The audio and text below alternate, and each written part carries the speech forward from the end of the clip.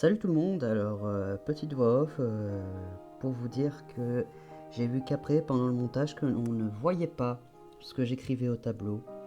Donc j'ai essayé de l'imager du mieux que je pouvais. Donc voilà, sur ce, bon visionnage. Dans la jungle, terrible jungle, le lion est... Oh, salut! Mort du coup. Oh ben, je suis juste en train de réviser une petite chanson grâce à la partition. Quoi? Vous savez pas lire une partition? Heureusement, cette vidéo est faite pour ça. Bienvenue dans une vidéo de solfège. Générique.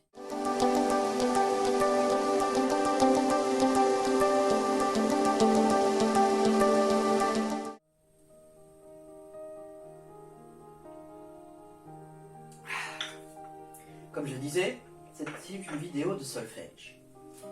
Donc, le solfège, concrètement, qu'est-ce que c'est? C'est la lecture et l'entente de la musique. En gros, la possibilité d'entendre ce qu'on lit, de faire de la synesthésie. Je vous laisserai chercher synesthésie sur internet. Donc, comme je disais, je regardais une partition.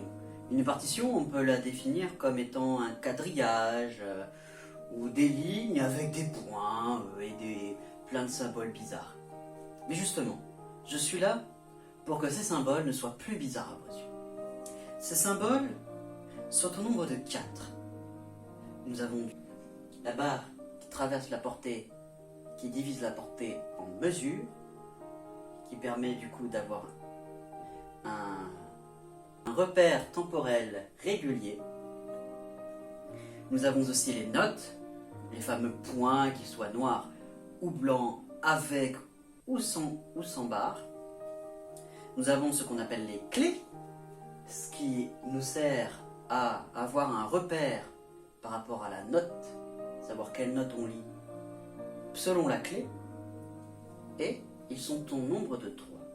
La clé de sol et la clé de fa, pour citer les plus connus, qui donnent du coup la note de sol et de fa, et la clé d'ut. Chacune de ces clés peut se poser différemment sur la portée. La clé de sol, ah oui, on compte de bas en haut. Donc je reprends, la clé de sol peut se placer sur la première et plus couramment sur la deuxième ligne.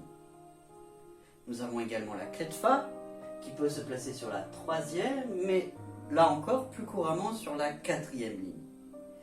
Et nous avons la clé d'ut qui peut se placer sur ces 4 lignes. Bien.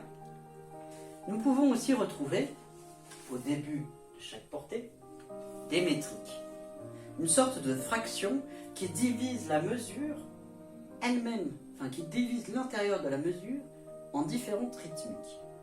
Mais ça, nous allons le voir plus tard. Dans cette vidéo, nous allons apprendre à lire une note selon la clé et selon le point. Et nous allons également du coup y voir les différents rythmes. Bien, commençons. Comme je vous ai dit, nous avons 3 types de clés. Nous avons la clé de sol et nous avons la clé de fa.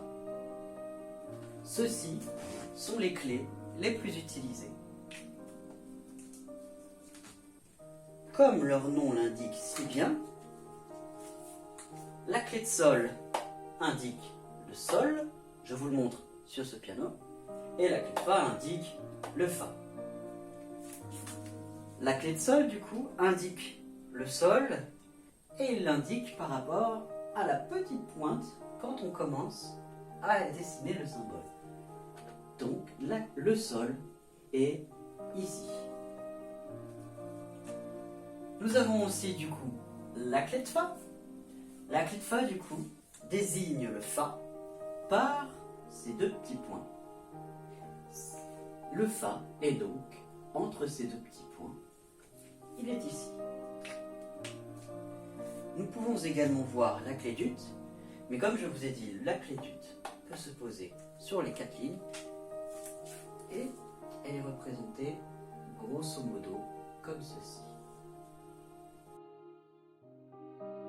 Ici, dans le croisement des deux bosses, ici, nous avons le Do. Comme vous avez pu le comprendre, la clé indique les différentes notes. Mais, ce qu'il faut savoir, c'est qu'ils ont une relation entre eux. Je vous explique ça. Attendez 2 minutes.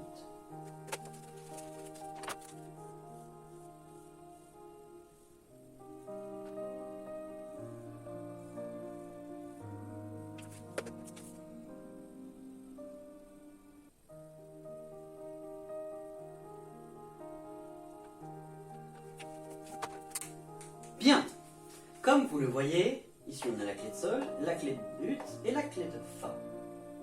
Ici, c'est la clé d'Ut 3, donc la clé d'Ut, 3e ligne. Ils ont une relation entre eux, vous voyez, j'ai fait plus de 5 pas. Mais il y a la ligne de Do, qui est ici, qui du coup sépare 2 portées, celle-ci et celle-ci. Parce que oui, l'on peut rajouter des lignes en dessous ou au-dessus d'une portée. Par exemple, dans une portée de clé de Sol, le Do est ici, tandis que le Sol est ici. On peut donc rajouter des lignes au-dessus et en dessous de la portée.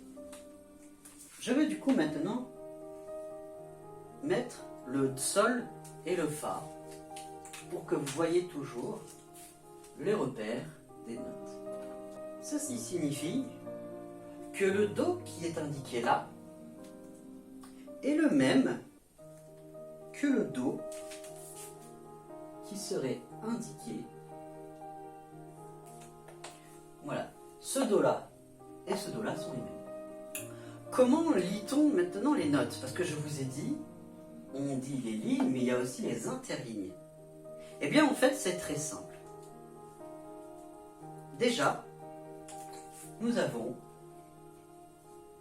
par exemple, si on a le Sol ici, il faut donc compter, comme je vous ai dit, de bas en haut, les notes Do, Ré, Mi, Fa, Sol, La, Si, Do, pour revenir au Do. De bas en haut, ligne et interligne. Voilà. Comme vous pouvez le remarquer, le Do, les deux Do ne sont pas forcément sur une ligne ou une interligne. Enfin, ce que je veux dire, c'est que ici le Do est sur une ligne et l'autre Do est sur une interligne. Donc, il change. Nous avons vu maintenant les notes. Je vais d'ailleurs, pour vous faciliter la tâche, vous mettre ici un document qui regroupe toutes les notes avec toutes les clés.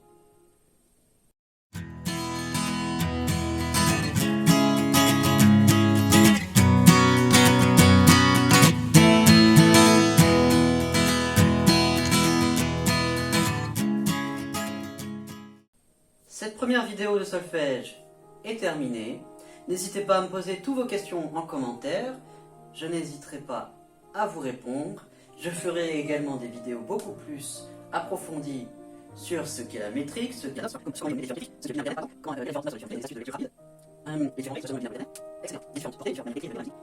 tout ceci, je vous l'expliquerai. Et nous aurons également des cours de composition avec M. Jean-Philippe Beck, ou pour les 2e et 3e années avec Monsieur Jérôme Charles. Quant à moi, je vous retrouve dans une prochaine vidéo et à bientôt.